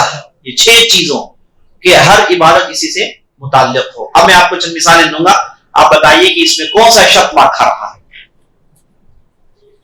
ایک آدمی نے جمعے کی اذان کے بعد ٹرانزیکشن کیا, خریداری کی. بزنس کرنا, تجارت کرنا شریعت کا حصہ ہے. اس نے اذان کے بعد, جمعے کی اذان کے بعد کیا. کیا حکم ہے اس کا؟ کون سا شرط مؤخر؟ زمانہ. نبی صلی اللہ علیہ وسلم نے اسے زمانے سے چھوڑا تو زمانہ ادھر مؤخر. اگر کسی نے عید الفطر کا روزہ رکھا، ہاں عید الفطر کا روزہ رکھا، روزہ عید میں رکھنا حرام ہے، تو اس نے اس روزے کو جو سارے سال نبی صلی اللہ علیہ وسلم جائز قرار دیا، عید کے لیے حرام قرار دیا، تو یہ روزہ کبھی بھی رکھا جا سکتا ہے، زمانے سے اس کا تعلق کہیں بھی رکھا جا سکتا ہے. اس نے عید میں رکھا تو اس کا وہ روزہ حرام ہو گیا، تو زمانے سے اس کا تعلق ہے. اچھا، ایک صاحب نے 1 کلو کھجور 2 کلو کھجور کے عوض میں تجارت کی. اس کی آپ کے پاس 2 کلو کھجور ہے، میرے پاس 1 کلو کھجور ہے، آپ سے 2 کلو لے لیا، میں نے 1 کلو دے دیا. کوانٹٹی، ہاں نبی صلی اللہ علیہ وسلم نے کہا کہ اگر آپ کھجور کی تجارت کرنا چاہتے ہیں تو وزن سیم ہونا چاہیے. کھجور کی تجارت وزن ایک ہونا چاہیے، سونا ایک ہی وزن ہونا چاہیے، چاندی ایک ہی وزن ہونا چاہیے، نمک ایک ہی وزن ہونا چاہیے، بارلی جو ایک ہی وزن کا ہونا چاہیے. اور اسی طریقے سے کھجور 6 ایسے کیٹیگریز ہیں جسے نبی صلی اللہ علیہ وسلم نے کہا کہ اگر آپ تجارت کرنا چاہتے ہیں، اسی کیٹیگری میں تجارت کرنا چاہتے ہیں تو ایک ہی وزن کا ہونا چاہیے. اور 2 کنڈیشن لگایا کہ ایک ہی سٹنگ میں اسے کمپلیٹ کریں. تو اگر یہ کھجور ہے 1 کلو کھجور، کسی نے 2 کھجور میں لے لیا تو کوانٹٹی اس کی مار کھا گئی. اگر کسی نے اعتکاف گھر میں کیا، مکان کنڈیشن اس کا مار کھا گیا. اگر کسی نے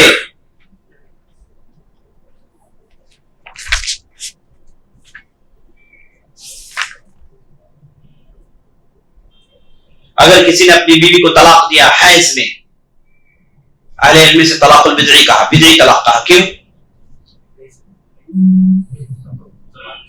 زمانے سے اس کا تعلق ہے، کیونکہ طلاق کا زمانہ حیض کا زمانہ نہیں. اگر کسی نے طلاق کو حیض کے زمانے میں دیا تو طلاق بدعتی طلاق شمار، زمانے سے اس کا تعلق ہے.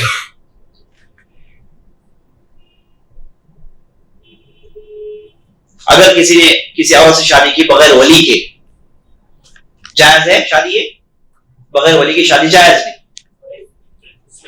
ہاں کیفیت کنڈیشن ہے نا، عبادت کی کیفیت یہ ہے کہ عورت کے وہ ولی ہونے چاہیے، وہ نہیں ہے تو عبادت نہیں ہوتی. تو یہ مثالیں ہیں، اس سے ہم کو یہ بات معلوم ہوئی کہ ہر عبادت یہ 6 چیزوں سے جڑی ہوئی ہے. تو کنکلوژن یہ نکلتا ہے ان حدیثوں کا کہ اگر کسی نے کسی بھی قسم کی عبادت کی اور شریعت نے اسے جائز قرار دیا، وہ عبادت مقبول ہے. اگر کسی نے ایسی عبادت کی جسے شریعت نے حرام قرار دیا، وہ عبادت حرام ہے. اگر کسی نے ایسی عبادت کی جس کے تعلق سے شریعت خاموش ہے، وہ عبادت مردود ہے. وہ عبادت مردود ہے کیونکہ شریعت نہیں بتائی عبادت، تو آپ کیسے اسے کر سکتے ہیں؟ جیسے جو ہے آپ بزنس ٹرانزیکشنز ہو گئے، عادات ہو گئے. عادات، شریعت نے اگر کوئی عادت کو جائز قرار دیا تو عادت جائز. اگر شریعت نے کسی عادت کو حرام قرار دیا وہ عادت حرام ہے. اگر شریعت نے کسی بھی عادت کے تعلق سے خاموشی اختیار کی تو وہ عادت مباح جائز، وہ عادت جائز. تو یہ اس حدیث کی مختصر تشریح تھی. اصل میں یہ بدعت اور اس کی جو ہے مستقل، میں سمجھتا ہوں کہ مستقل اس پر اس کی تاریخ کے ساتھ ساتھ تاریخ کی اہم بدعت اور کیسے ان بدعتوں کا آغاز ہوا اور مخالفین بدعت کو کیسے دیکھتے ہیں، کیونکہ بدعت ایک بہت بڑی مصیبت ہے، بہت بڑی مصیبت. اور جو آدمی بدعت کرتا ہے نبی صلی اللہ علیہ وسلم کے ہاتھوں مائے کوثر نہیں پی سکتا، اور شدید وعید آئی. اگر کسی نے بدعت کو اپنے گھر میں جگہ دیا ہے تو اللہ اور اللہ کے رسول، اللہ کے ملائکہ کی لعنت نبی صلی اللہ علیہ وسلم نے کہا. بڑا خطرناک اس کا معاملہ ہے. لیکن ہمارے معاشرے میں بدعت بہت آ، اور بہت سارے لوگ ابھی بھی مغالطے میں پڑے ہیں کہ کون سی چیز کرنی ہے، کون سی چیز بدعت کیا ہے، کدھر ہے. تو میں چاہتا ہوں کہ مستقل ایک ایسا اس کے اندر ایک ایسے دروس یا پھر ایسا کورس ہو جس کی پوری تفصیل سامنے آ جائے. انشاءاللہ اللہ سے ہم دعا کرتے ہیں یہ کرنے کی ہمیں توفیق دے. صلی اللہ علیہ محمد وعلی آلہ وصحبہ اجمعین. موضوع سے متعلق کوئی سوال ہے تو کریں. عدی بن حاتم، عدی بن حاتم اصل میں نبی صلی اللہ علیہ وسلم جب روزہ فرض ہوا تو اللہ رب العزت نے کہا کلوا واشربوا حتى يتبين لكم الخيط الابيض من الخيط الاسود من الفجر. کھاؤ پیو جب تک کہ سفید دھاگا کالے دھاگے میں فرق نہ پیدا ہو جائے. تو انہوں نے کیا کیا, 2 دھاگے رکھ لیے. اگر رات میں تاریکی ہو تو تکیے کے نیچے رکھ لیا, اٹھا کر دیکھتے تھے تو دھاگے نظر نہیں آتے تھے.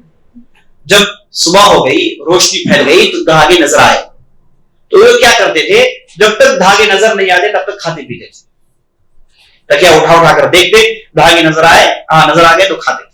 تو جب قرآن نے کہا حتی یتبین لکم من الخیط الاسود من الخیط الابیض من الخیط الاسود, الخیط کہتے ہیں دھاگے کو. لیکن جب نبی صلی اللہ علیہ وسلم سے عدی بن حاتم کے تعلق سے پوچھا گیا تو نبی صلی اللہ علیہ وسلم نے کہا کہ وہ دھاگا نہیں ہے.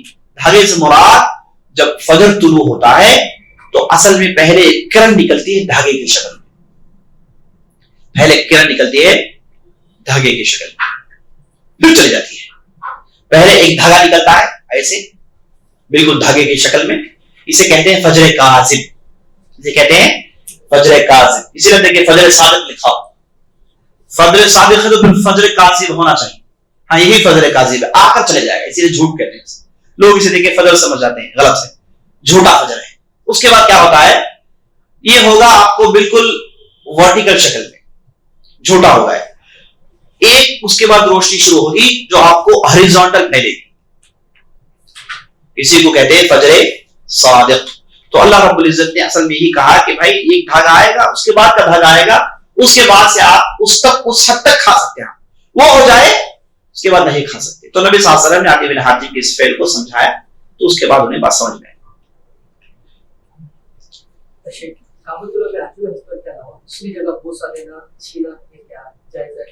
سوال کر رہے ہیں کہ کعبے میں حجر اسود کے لیے کارنر ہے اور ایک کارنر ہے جسے رکن یمانی کہتے ہیں. 2 کارنر ہیں جہاں پر آپ کو سیمی سرکل نظر آئے گا جسے حتیم کہتے ہیں. تو 2 ایسے کارنر ہیں جہاں پر لوگ جمع ہو جاتے ہیں. اس میں سنت صرف اس سے اتنی ہی ثابت ہے کہ آدمی حجر اسود کے قریب ہو تو اسے چھوئے گا. حجر اسود کے قریب ہو تو اسے چھوئے گا, دور ہو تو اس کی طرف اشارہ کر سکتا ہے. اگر رکن یمانی ہے, اس کے قریب ہے آدمی, تو رکن یمانی کے تعلق سے بعض اہل نے کہا کہ چھین سکتے ہیں اگر قریب ہو, دور سے اشارہ نہیں ہوگا رکن یمانی. اور اس کے بعد دوسرا حصے کعبے کے چھینے کے دیوار ہو گئے, اس کا کپڑا ہو گیا, سنت کے خلاف ہے. سنت کے خلاف بعض لوگ جا کے اسے سینے سے سینہ لگا لے کے کھڑے ہو جاتے ہیں, اور اس کے بعد وہ کپڑے ہیں سب پھاڑ کے اس کے چھالر نکال دیتے ہیں. اسی لیے حکومت جو ہے نا اتنا اوپر باندھتی ہے کہ لوگوں کے ہاتھ نہیں پہنچے, تب بھی لوگ اپنے ایک دوسرے کو اٹھا کے اسے جو ہے نا پھاڑ کے اس میں دھاگے نکالتے رہتے ہیں. یہ عمل ہے جو بدعت ہے, اس سے دین سے کوئی تعلق نہیں. تو صرف بوسہ حجر اسود کا, اور رکن یمانی کا قریب ہے تو چھو سکتے ہیں, بوسہ نہیں ہوگا. باقی پورے کعبے کا حصہ آدمی نہیں چھوئے گا, نہ بوسہ کرے گا. اگر آدمی چھونا دیکھنا چاہتا ہے کیا کوالٹی کا ہے تو الگ بات ہے نا, یہ کیا پتھر ہے دیکھنا چاہتا ہے, اور وہاں پر عام طور پر اود لگائے ہوئے ہوتے ہیں, تو اسی لیے آدمی احرام میں ہے تو نہیں چھوئے گا. احرام میں ہے تو نہیں چھوئے گا کعبے, کیونکہ ہر جگہ وہاں اود لگا کر رکھتے ہیں, خوشبو ہوتی ہے, تو حالت احرام میں نہیں چھوئے گا. واللہ اعلم. لفظ بدعت کے 2 معنی ہیں, کیا پوچھ رہے ہیں؟ ہاں, اگر آپ اسے لغوی معنی ایک شرعی معنی دیں گے تو لغوی معنی عربی زبان میں نہیں چیز کو کہتے ہیں, اور قرآن نے بھی استعمال کیا, عربی زبان میں موجود ہے, اور عمر بن خطاب نے بھی اسی کو استعمال کیا, چونکہ وہ بھی عربی ہیں, انہوں نے اسے استعمال کیا. اب بدعت جو شرعی بدعت ہے, شرعی بدعت ہے جو کہ حرام ہے, آپ ایسی بھی تقسیم کر سکتے ہیں. اب ہم جب بھی کہیں گے کل بدعت ضلالہ, ہر بدعت گمراہی ہے, تو وہاں پر بدعت شرعی بدعت, شریعت کی جو بدعت آپ نے شروع کی وہ مراد ہے. انشاءاللہ اس میں بعض باتیں رہ گئی, وہ حدیث آئے گی جس میں علیکم بسنتی و سنت الخلفاء الراشدین المہدیین عضوا علیہا بالنواجذ وإیاکم ومحدثات الامور فإن کل محدثۃ بدعۃ وإن کل بدعۃ ضلالہ. وہاں پر جب پہنچیں گے تو بعض باتیں جو چھوڑ گئی وہاں پر اس کی تشریح انشاءاللہ. کھجور کا کوانٹٹی جو ہے سیم کوانٹٹی ہے, لیکن اس کا ویلیو وہ بڑھ کر رہے اجوا ہے اور دوسرا. سوال کر رہے ہیں کہ کھجور جو ایک ہی کیٹیگری ہے, اس میں اگر کوئی آدمی ٹرانزیکشن کرتا ہے تو ایک ہی وزن کا ہونا چاہیے. اب یہ سوال کر رہے ہیں کہ اگر کسی کے پاس 1 کلو کھجور ہے, 2 کلو دوسرے قسم کا کھجور ہے, کیا یہ ٹرانزیکشن کر سکتا ہے؟ نہیں کر سکتا, کیونکہ نبی صلی اللہ علیہ وسلم کے زمانے میں ہوا ہے کہ ایک صاحب نے 1 ساتھ کھجور لائے, 2 ساتھ کھجور سے بیچ دیا, تو نبی صلی اللہ علیہ وسلم فوراً کھا کے کینسل کر ٹرانزیکشن. یہ نہیں چیک کیا کہ کیا کوالٹی ہے, جو کہ نبی صلی اللہ علیہ وسلم کے زمانے میں بھی بہت سارے کوالٹیز ہوا کرتے. جب تک اس میں کھجور کا نام ہے تو آپ ٹرانزیکشن نہیں کر سکتے. البتہ اگر آپ کو فلاں قسم کی کھجور چاہیے تو آپ اپنے کھجور کو پہلے پیسوں میں بیچیں, اسے پیسوں میں کنورٹ کریں, پھر پیسوں میں اس کھجور کو لیں. الاموال الربویہ کہتے ہیں فقہ میں بہت ہی اہم مسئلہ ہے کہ کہاں سود پیدا ہوتا ہے. اسے ربا الفضل کہتے ہیں. ایک ربا النسیہ ہے, ایک ربا الفضل ہے. ربا الفضل کی یہ قسمیں. انشاءاللہ میں سمجھتا ہوں کہ بعض باتیں ہو سکتا ہے ان احادیث میں آ جائیں انشاءاللہ. کون سی؟ ہاں, الاموال الربویہ, یہ 6 چیزوں میں ہی سود دوڑتا ہے. یہ 6 چیزوں میں سود دوڑتا ہے. سونا, چاندی, کھجور, نمک, اور اس کے بعد جو, اور اس کے بعد بارلی, ہے نا. ان 6 چیزوں میں ہی انہیں الاموال الربویہ کہتے ہیں. انہیں جب آپ ٹرانزیکشن کریں گے تو دیکھ سمجھ کے ٹرانزیکشن کرنا پڑے گا, کیونکہ ایک ہی کیٹیگری یہ 6 میں سے آپ دے کر لے رہے ہیں. تو اگر کیٹیگری بدل گئی, ویلیو بدل سکتی ہے, لیکن ایک ہی سیٹنگ میں ٹرانزیکشن ہونا ہے. یہ تفصیل انشاءاللہ کبھی فقہی مسئلہ مجلس میں بیٹھیں گے تو انشاءاللہ اس پر گفتگو کریں گے. نہیں جائز. جب تک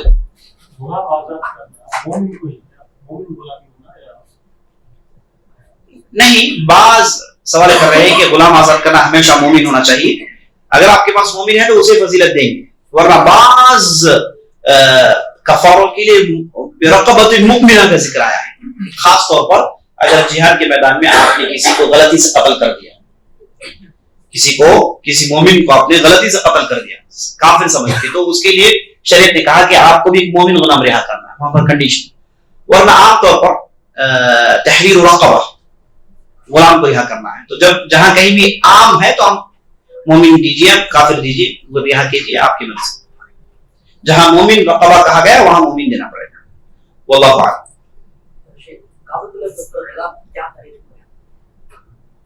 کعبۃ اللہ پر غلاف کب ہوا ہے نا, کب ڈالا گیا؟ یہ کہا جاتا ہے کہ ولید بن عبد الملک کے زمانے سے غلاف ڈالنے کا سلسلہ شروع کعبے پر.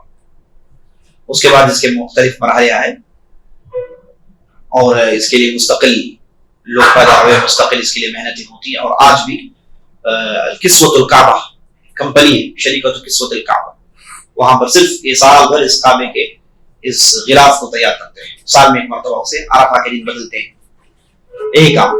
تو قدیم زمانے سے یہ شروع ہوا ہے.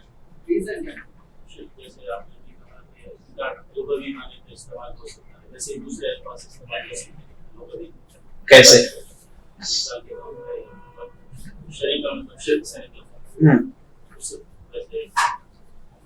دیکھیے سوال کر رہے ہیں کہ جیسے بدعت لغوی معنی میں استعمال ہو سکتا ہے, جو کہا ایسے کیا دوسرے الفاظ بھی استعمال ہو سکتے ہیں؟ تو ہو سکتے ہیں, چونکہ عربی زبان کے ہیں تو آدمی استعمال کر سکتا ہے. لیکن اس کے استعمال کے پیچھے ہم دیکھیں گے کہ اس کے کیا مقاصد ہیں. اگر اس کے مقاصد ٹھیک نہیں ہے, اگر اس کے ذریعے سے کوئی دوسری بات کہنا چاہتا ہے تو ایسی صورت میں وہ کیا بات کہے گا اس پر حکم لگائیں گے. ورنہ چونکہ عربی زبان کے الفاظ ہیں, عربی زبان کے الفاظ استعمال کرنا جائز ہے, تو آدمی اس روح سے استعمال کر سکتا ہے انشاءاللہ. کسوہ ڈالنے کا ریزن اللہ عالم, ہو سکتا ہے کہ سیلاب میں, بارش میں, دھوپ میں اس کی حفاظت مقصود ہو, اللہ عالم. اس کے علاوہ کوئی ریزن نہیں. ہاں رب, سوال کر رہے ہیں کہ لفظ رب کسی کے لیے استعمال کیا جا سکتا ہے نہیں کیا؟ ہاں کیا جا سکتا ہے. رب کا لفظ استعمال ہوا, جیسا حدیث میں دیکھا آپ نے, آقا کو رب کہا جاتا ہے, آقا کو رب کہا جاتا ہے. اور عربی زبان میں گھر کی عورت کو ربۃ البیت کہا جاتا ہے, استعمال میں ہے. اور اس کے بعد ہے نا, جیسے ارباب القلوب, بعض اہل کے القاب میں ہے کہ انہیں ارباب القلوب کہا جاتا ہے, یعنی دل کے متعلق بحث کرنے والے, اس کے متعلق لکھنے والے, انہیں ارباب القلوب کہا جاتا ہے. ارباب القلم بھی کہا جاتا ہے, جو لوگ قلم استعمال کرتے ہیں, لکھتے ہیں, انہیں ارباب القلم کہا جاتا ہے. اگر یہ رب ہے نا, اگر اسے جو ہے کسی کنڈیشن کے ساتھ جوڑ کر آپ استعمال کریں گے جائیں, جیسے ربۃ البیت ہوگا, گھر کی مالکت, گھر کو آپ نے جوڑ دیا. رب القلم, قلم کا رب, قلم کے ساتھ آپ نے جوڑ دیا. تو یہاں پر یہ قید کے ساتھ اگر آپ رب کا استعمال کرتے ہیں تو جائز, لیکن مطلقاً الرب کہنا, الرب کسی کے لیے استعمال کرنا جائز ہے, کیونکہ الرب صرف اللہ عز و جل ہے, کسی اور کے لیے استعمال نہیں ہو سکتا. تو رب کہتے ہیں ذمہ دار کو, بالا نہار کو جو دیکھ بھال کرتا ہے اس کے لیے رب کا لفظ استعمال ہوتا ہے عربی زبان میں. تو آپ کسی بھی کام سے جوڑ کر استعمال کریں گے تو جائز. مطلقاً بغیر کسی کو جوڑے آپ استعمال کریں گے تو وہاں پر ممانعت ہو سکتی ہے. واللہ اعلم. صلی اللہ علیہ وسلم. آقا سوال کر رہے ہیں کہ نبی صلی اللہ علیہ وسلم ہم اردو میں آقا کہتے ہیں, کہنا جائز ہے؟ جائز ہے, جائز ہے. البتہ سید کا لفظ جو حدیثوں میں آیا ہے اس تعلق سے اہل علم نے اختلاف کیا, لیکن سید کے معنی لیڈر کے معنی ہو گئے, آقا سرپرست کا معنی ہو گیا, تو ایسے معنی میں استعمال کرنے میں کوئی حرج نہیں. اثر کی نماز کے وقت میں مغرب آ گئی, کیسے ہونی چاہیے؟ اثر نہیں پڑے, مغرب ہو گئی, اچھا اثر کی نماز کا زمانہ گزر گیا تو اس کے بعد کرے گا تو عبادت نہیں. ہاں, سوال کر رہے ہیں کہ آپ نے کہا کہ عبادات زمانے سے جڑے ہوئے, تو اگر وہ زمانہ چھوٹ گیا تو عبادت نہیں ہوتی. تو اگر کسی نے ایک نماز کا وقت چھوڑ دیا, دوسرے نماز کا وقت آ گیا, تو اس نماز کا کیا کریں؟ اسی لیے اہل علم نے کہا کہ اگر کسی نے جانتے بوجھتے اس نماز کو اس وقت میں فوت کیا تو چاہے اس کے بعد 1000 مرتبہ پڑھ لے, نماز نہیں ہوتی. جانتے بوجھتے کسی نے چھوڑا. ہاں, اگر کسی نے کسی عذر کے بنیاد پر چھوڑا ہے تو اس کے لیے اور ایک حدیث ہے جس میں چھوٹ ہے, من نام عن صلاۃ او نسیھا فلیصلیھا اذا ذکرھا. اگر کسی نے کسی نماز کو چھوڑ کر کسی نے کوئی سو گیا یا پھر کوئی بھول گیا تو فوراً پڑھ لے جب اسے یاد آئے. تو اس حدیث کے روح میں اس کے لیے اجازت ہے اگر فرض چھوٹ جائے تو. یہ کب؟ اگر وہ بھول گیا, سو گیا اس وقت. اگر کوئی متعمد چھوڑ رہا ہے تو بڑا ڈینجر معاملہ ہے, اس کا بڑا ڈینجر معاملہ ہے. بعض علماء نے کہا کہ اگر اس کے بعد وہ 1000 مرتبہ بھی نماز پڑھے, نماز نہیں ہوتی اس کی, کیونکہ اس نے جانتی بوجھ سے چھوڑا, وقت فوت ہو گیا, وقت واپس نہیں آتا. اور یہ جو اس کے لیے چھوٹ ہے, کمپنسیشن ہے, یہ اس وقت جب اس نے کسی عذر کی بنیاد پر چھوڑا, عذر ہی نہیں چھوڑ دیا تو نماز نہیں ہوتی. واللہ اعلم. صلی اللہ علیہ وسلم محمد وعلی آلہ وصحبہ اجمعین.